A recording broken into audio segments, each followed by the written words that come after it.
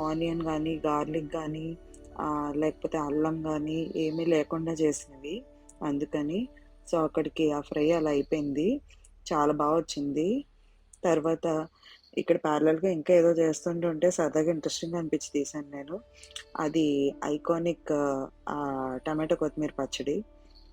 ఆవిడ ఏమన్నా చేశారంటే అందులో అది లేకుండా ఛాన్సే లేదు. ఆ పచ్చడి ఉండాల్సిందే.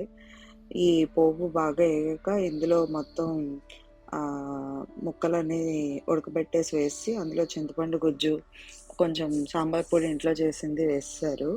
అది మరుగుతుంది. చూసారా పక్కన ఈలోపు టమాటా కొత్తిమీర ఎగిరిపోయి అప్పుడే కాలీఫ్లవర్ వచ్చేసింది. ఎప్పుడొచ్చేసిందో.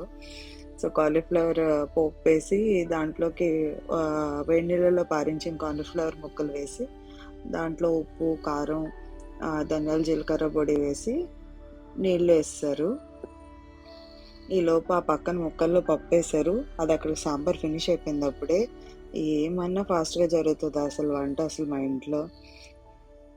ఈలోపు ఇందులో గ్రేవీ కోసం మరి ఆనియన్ అవి ఏమి వేయకూడదు కదా! ఫూల్ మక్కనేసింది. దాంట్లోకి కొబ్బరి, గసగసాలు, జీడిపప్పు కలిపి పేస్ట్ చేసి కొంచెం పాల మీద మీగడేసి కొత్తిమీరేసి ఫినిష్ చేసేశారు. కానీ తింటే అసలు మీకు తెలియని కూడా తెలీదు. ఇందులో ఉల్లిపాయ గానీ, అల్లం వెల్లుల్లి అవేమీ లేవని. చాలా కమ్మగా ఉంటది కూర. Next packing.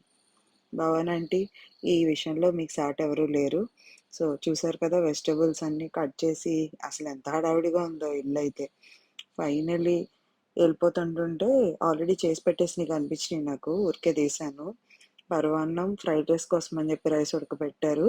ఇదేమో దోసకాయ పచ్చడికి మా బాచమయ్య కట్ చేసాడంటే అసలు దానికి పేరు పెట్టక్కర్లేదు. చిక్కుడుకాయ టమాటా. థాంక్